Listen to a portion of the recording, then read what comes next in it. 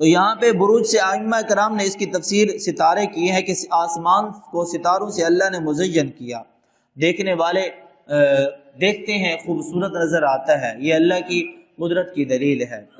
وَحَفِظْنَاهَا مِن كُلِّ شَيْطَانٍ رَجِيمٍ، اللہ فرماتے ہیں ہم نے آسمان کی حفاظت کی ہر شیطان مردود سے، إِلَّا مَنِ اسْتَرَقَ السَّمْعَ، مگر وہ جو چوری چھپے کوئی بات سن لے تو اس کا پیچھا شہاب مبین کرتا ہے، روشن شہاب اس کا تعاقب کرتا ہے، پیچھا کرتا ہے۔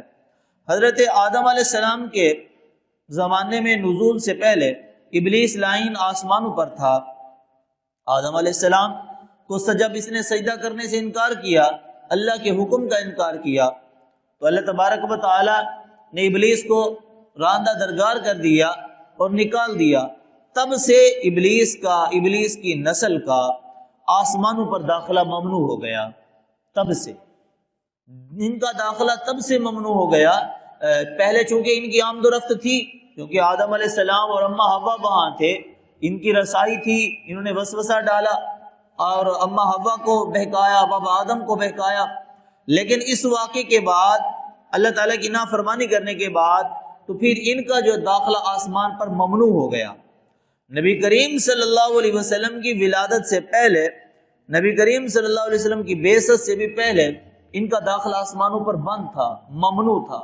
لیکن بعثت سے پہلے یہ کیا کرتے تھے؟ جو خبریں سنتے تھے یہ آسمان پہ جا کے نہیں سنتے تھے، آسمانوں پر تو داخلہ بند، فضائے آسمانی میں، آسمان سے نیچے۔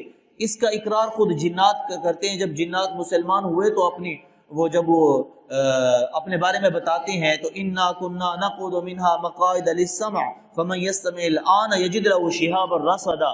جب وہ اپنے کہ بھی ہم تھے، بیٹھتے تھے، چوری چھپ کے باتیں سنتے تھے، تو یہ جو باتیں سنتے تھے نبی کریم صلی اللہ علیہ وسلم کی بعثت سے پہلے، ان کا یہ باتیں سننا، یہ آسمان کی فضا میں، بادلوں میں چھپ کر، فضائے آسمانی میں، خلا میں، یہ وہاں سے یہ باتیں سنتے تھے فرشتوں کی، آپ باتیں سن کر اور نیچے آ کر نجومیوں کو بتاتے تھے، کاہنوں کو بتاتے تھے۔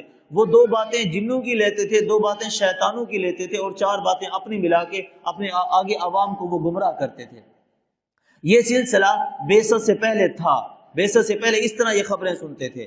لیکن بعثت کے بعد پھر اس پر بھی جو ہے نا سختی ہو گئی۔ اب جب یہ فضائے آسمانی میں اور خلا کے اندر جا کے باتیں سننے کی کوشش کرتے ہیں تو پھر ان کے پیچھے شہاب ثاقب، ایک شعلہ، ایک انگارہ ان کا تعاقب کرتا ہے، ان کو لگتا ہے، یا تو یہ مر جاتے ہیں وہیں پر موقع پر ہلاک ہو جاتے ہیں، نجومیوں تک بات پہنچا نہیں سکتے، یا اگر نہیں تو کم از کم ان کے اتنا لگتا ہے شہاب ثاقب، وہ روشن ستارہ، وہ جو ہے نا ٹوٹا ہوا ستارہ، وہ شعلہ، وہ انگارہ، لگتا ہے کہ لگنے کی وجہ سے جو بات انہوں نے سنی ہوتی ہے وہ بھول جاتی ہے، یا مر جاتے ہیں، یا زخمی ہو جاتے ہیں، یا ہلاک ہو جاتے ہیں، یا کم از کم آخری درجہ یہ کہ جو کچھ سنا ہوتا ہے وہ بھول جاتا ہے۔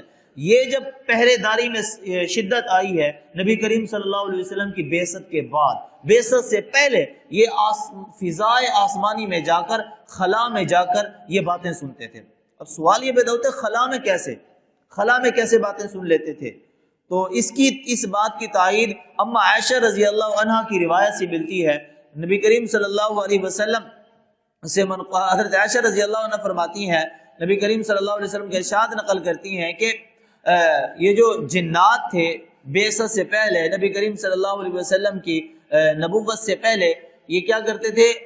بادلوں میں چھپ جاتے تھے، فضا میں، آسمانی فضا کے اندر جو ہے نا یہ بیٹھ جاتے تھے۔ وہاں پہ جو فرشتوں کو اللہ حکم دیتے تھے، اور وہ فرشتے آسمانوں سے اللہ کا حکم لے کر جب نیچے اترتے، آسمانوں سے نیچے آتے، اور وہ فضا کے اندر آپس کے اندر مذاکرہ کرتے، آپس میں تذکرہ کرتے، اس بات پر تبصرہ کرتے جو انہوں نے اللہ کی طرف سے کرنا ہوتا تھا، اللہ کی طرف سے جو ان کو حکم دیا گیا ہوتا تھا، وہ فرشتے آپس میں تبصرہ کرتے۔ جب فرشتے آپس میں اس موضوع پر تبصرہ کرتے تو یہ جو جن ہے، یہ شیطان، یہ شیاطین ہے، یہ فرشتوں کے اس تبصرے کو سن لیتے۔ یہ جو تبصرہ کرتے فرشتے، یہ اس تبصرے کو سن لیتے۔ جب اس تبصرے کو سنتے چوری چھپے، اور سن کر نیچے آ کر نجومیوں کو بتاتے۔ لیکن جب نبی کریم صلی اللہ علیہ وسلم کی بعثت ہوئی تب یہ فرشتوں کے اس تبصرے کو بھی نہیں سن سکتے۔ اب اگر یہ سننے کی کوشش کرتے ہیں تو پھر شہاب مبین ان کا تعاقب کرتا ہے، جس کی وجہ سے یہ نہیں سن سکتے۔